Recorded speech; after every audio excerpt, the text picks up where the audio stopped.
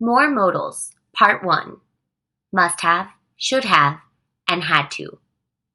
In this lesson, you will learn how to distinguish between must have, should have, and had to, which can often be confusing for students of English.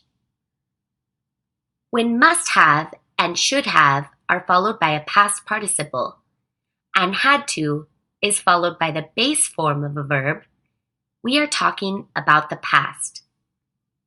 However, they are used to communicate very different things. Let's watch this short video with the victim of a crime and a skillful detective for some examples of how these verbs are used. Hi, ma'am. Detective Holmes. Oh, Detective Holmes, thank goodness you're here. Tell me what happened. Well, I was enjoying a delicious lunch, and I had to step away for a moment because I had to take a private phone call. Can you complete the sentence that you heard Jake say? Jake is the victim. That's right. She said, I had to step away for a moment because I had to take a private phone call.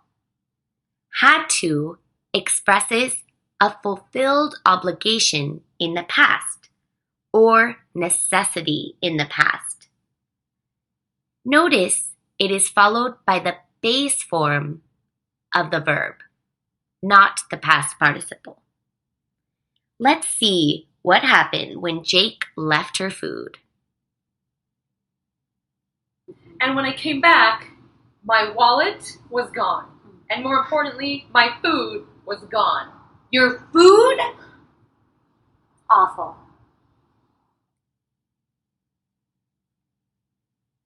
You saw it. Jake's food and wallet were gone when she got back. That means that Jake made a mistake. Can you complete the sentence with the correct modal? That's right. Jake should not have left her wallet unattended. When we use should not have, we are showing regret. Something happened that was not a good idea. In reality, Jake left her wallet unattended, and this was a bad idea.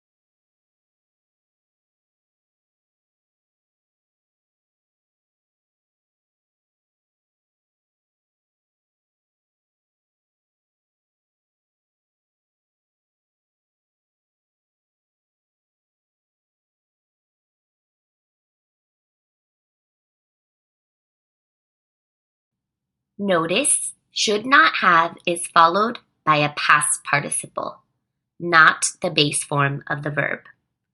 Okay, let's see if the detective was able to find any evidence to solve this terrible crime.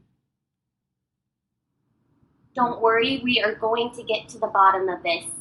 I'm going to find out who that thief is. Thieves must pay. That's right. First, I want to ask you a few questions. Did you eat any food before you got up? No, the thief ate all of it. The thief must have been really hungry. Mm-hmm. It looks like it. What did you hear Jake say? Can you complete the sentence? That's right. She said the thief must have been hungry. We use must have with a past participle to deduce or infer something about the past. much like a detective would. The evidence for our deduction is that Jake's food was gone. All right, let's see if they were able to find any more evidence. As you watch the next clip, notice the different uses and tenses of the modal verbs. What's this? Wait a minute. What is that? That's lipstick. Were you wearing lipstick? I don't wear lipstick. Then the thief must have been wearing lipstick. What is this? What's this? I'm the expert, ma'am. Just a moment. Ma'am, this is what appears to be a shoe. Is this your shoe? No. Then this must belong to the thief. She must have left in a hurry. Ooh, and I think she should go shopping. Anyway, yes, and was this popsicle yours? That's mine. Well, it's still frozen, which means that you must not have been gone for very long. That's right. And it also means that the thief must not have gotten very far. I'm the expert, ma'am. I'll do this.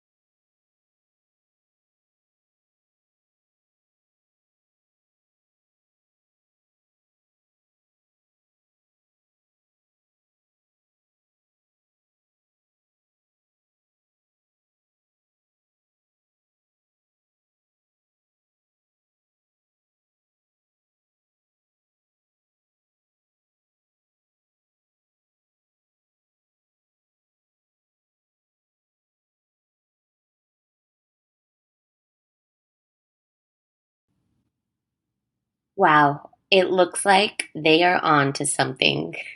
Okay, stay tuned for part 2 of this lesson, in which you'll learn a little bit more about the usage of these modal verbs.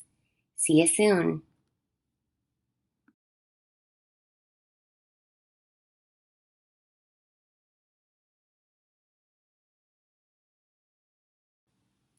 More modals, part 2. In the first part of this lesson, you saw a lot of good detective work. You also saw a lot of modal verbs.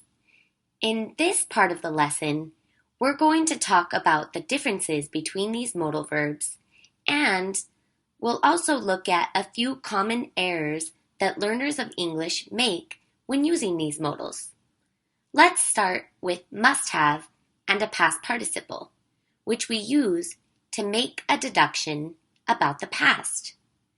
Think of a detective or of someone thinking about the past. For example, the thief lost her shoe. This is our evidence. She must have left in a hurry. This is our deduction, based on the evidence.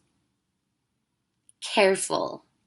Although must and the base form of a verb does express necessity in the present, like you must catch the thief, it is necessary. Must have and a past participle does not show necessity in the past. Let's look at a verb that does do so. When we use had to and the base form of a verb, we're expressing fulfilled obligation in the past or necessity in the past. For example, Jake had to take a private phone call. It was necessary. When we use didn't have to and the base form of a verb, we are expressing lack of necessity in the past. Clearly, the detective didn't have to look very hard to find clues. They were everywhere. Finally, we can use had to plus have and a past participle when we want to make a strong deduction about the past, when we are almost 100% sure that something happened. It's very similar to must have and a past participle. That thief had to have been hungry. That thief must have been hungry because all the food was taken.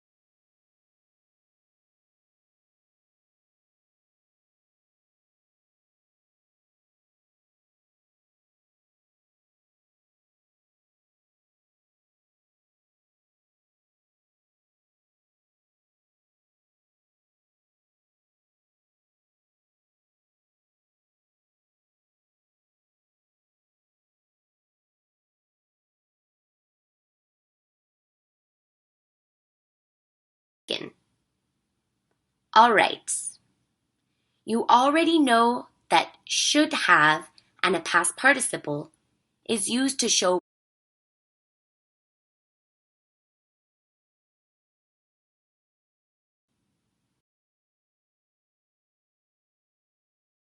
you already know that thief must have been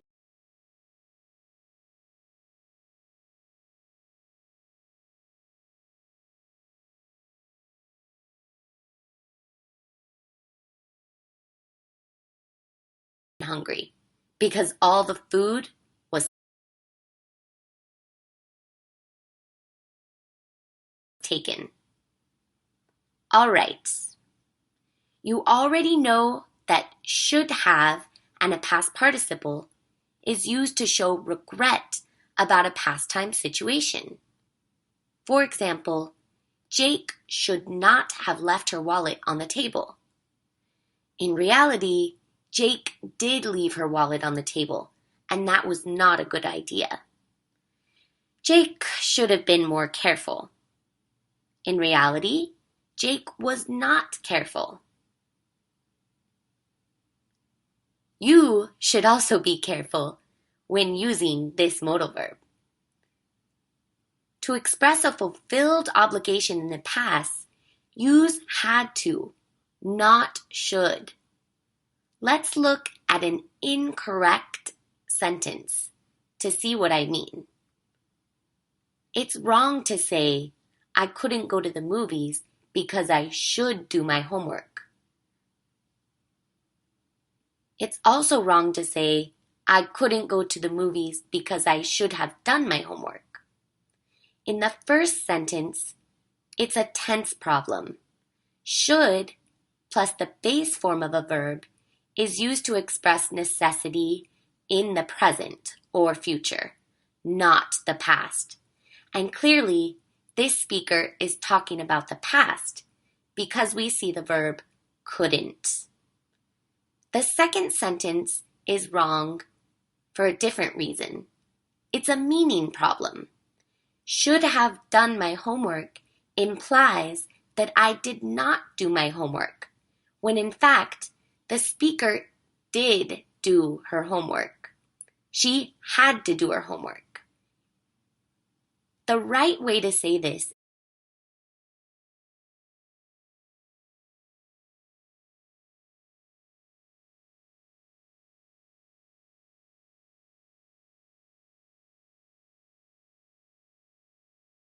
is, I couldn't go to the movies because I had to do my homework. All right, it turns out that crime that you saw in the first part of this lesson has been solved. They found some secret security footage. Take a look. This looks like a delicious feast. Woohoo! Huh. And someone forgot their wallet. Ooh, that's not good. I better take this to the police. Don't want this good food to go to waste. Whew, I'm gonna be late for my appointment. I better hurry.